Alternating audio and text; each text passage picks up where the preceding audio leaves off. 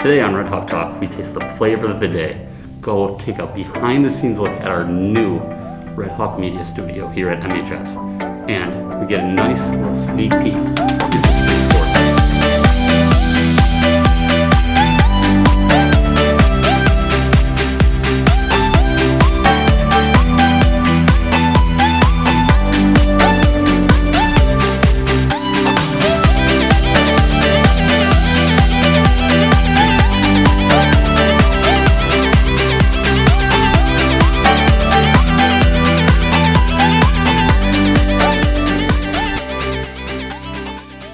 Welcome back to Red Hawk Talk. I'm Gage. And I'm Joseph, and we're excited to bring you the latest episode in our new Red Hawk Media Studio. More on that later. Now let's take a quick look down to a local ice cream shop, Cone Zone. I know this one's going to be tasty. Hey, this is Keaton Rabarchek with Red Hawk Talk, and I am currently standing in front of the Cone Zone. As you know, it just turned spring, so it just opened back up again, now serving ice cream. I got a chance to talk to one of the workers here, and this is Kylie Hawkinson. She's just a worker down at Cone Zone, and I grabbed her to ask a couple questions about the place because I got a little curious. So first question is, of course, what's your favorite ice cream? I would say my favorite ice cream is probably, currently we have cotton candy and Fruity Pebbles, but my favorite is the Fruity Pebbles flavor. Fruity Pebbles? I like Superman myself. I think those two are a little similar. Right, similar, yeah. Yeah. So how long have you been working here for? So this is going to be my third summer working here. Yep. Third summer? Yep. So how long do you plan on working here, and do you have any plans afterward? Yeah, so I obviously want to go out through high school. I'm a junior now, so I definitely will work next summer as well. I guess we'll see after if I go to college and where that takes us for the summers. Oh, I can't wait to see what our clubs have in store for us. Now let's take a quick peek at our new studio with a tour. Hello, my name is Marsden, and I'm going to be doing a behind-the-scenes tour of the new studio that we have for the Red Hawk Talk. And we're going to start in the director's room, so I'll show you that now. This is where all the editing happens for the show. We can have two people, actually I think we can have three, here editing the clips for the sounds, and you can actually do it live. And so that they can't see the light while they're filming in there, we can actually turn off these lights and turn on these, where it won't leak through the windows here. And these are pretty cool. There's many new features in here that help make the show the best it is. For example, we have this curtain which moves on the system up here. This can block out sunlight for the filming, including these shades here. They help block out the sun. Here's the main desk area right here. This is where they'll usually be sitting in front of the cameras. And here's basically the camera setup. We have the two lights here. We also have the ceiling, so you can hook up lights in the ceiling, so it'll film down onto the anchors. And now over here we have two more green screens. We usually use this one to black out windows because there's windows here that look out into the computer room. And now we also have a green screen right here. And these doors actually all shut, so it's soundproof.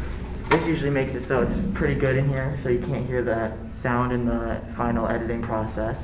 But I'm going to show you guys one more thing, the on-air sign. I'll go turn that on. So basically, when we turn on the on-air sign, it'll be right here so that for the people that come in, they'll know when we're filming. And that kind of just helps so it keeps people quiet when they know we're filming. I do have to say, this studio does look great. Wouldn't you agree? I can, and honestly, I can't wait to see all the amazing stuff we can do with this space. For that, we'll have to wait a little bit. But right now, we got an update for our school show choirs. Hello, I'm Skylar Oshel, and I'm with Mr. Wendland. and I'm going to be asking him some questions about show choir. What went better than you thought would this year? Sure. So, this year there was a lot of unknowns with, the different schedule changes, going blended and being virtual, and not really being sure if we'd even be able to put a show together. And I'm really happy to say that we have a show, that we can perform, and we've kind of overcome a lot of that. So that's been really great. Yeah. Okay. And what was your favorite song from our show? Favorite song? Well, that's kind of changed. First it was Kings and Queens, so that was kind of like, opens with a pop song, and we move into another one that's not very well known, but now I'd say it's our closer that's my favorite, because it starts more soft and subdued, slow, and then drives to the end. Right. Do you have any ideas for next year's show? Yes, I do, but none that I'm ready to share. What are you most excited for next season? Next season, I think I'm most excited for, we're all hoping that we have more normal, and I think that'll happen, so that's what I'm most excited for. More time with you all together. We're going to have new choir rooms to be practicing in. That's super exciting. I just think next year is going to be a whole different year, and it'll feel more like we're used to. So Awesome. Well, thank you very much, that's great. and that was our interview. I can honestly say that's some music to my ears. Wouldn't you say so, Gage? Oh, I would say so. Now let's take a quick look at our school store and see how they're keeping us fresh with some new merch. Hi, my name's Caleb Martin, And I'm Carter Ulrich. and we're doing a t-shirt design competition with the Hawk's Nest. It will be lasting from April 26th to April 30th, and that's the submission window for your designs. You can submit either a Photoshop picture or a drawn picture of your t-shirt, and you just submit it right into the Google form that will be sent out into the student announcements on Monday. The top 5 designs picked by the school store students will be shown in a Google form that will be sent out on a later week and then voted on by the students. The winner will get their shirt made and given to them for free. Well, our school store always got us looking good. That's true. Can't wait to cop some of the new merch. We got a quick sneak peek into our spring sports. For that, we'll head down to our sports reporters. My name is Andre Wofford, and we're here with John Storley. We'll be going over some questions about the baseball season. The first question is, how will the effects be about COVID over the baseball season? We're definitely have to take social distancing into thought with in dugout and stuff like that. The fact we're outside is going to help a lot because you got the outfielders, and then when they're out in the field, everyone's going to have to wear a mask or gaiter. And we're going to have to be careful who we sit by in school and stuff like that so we don't get sent home, and just got to think about stuff like that. That sounds good. What are your expectations for you this year?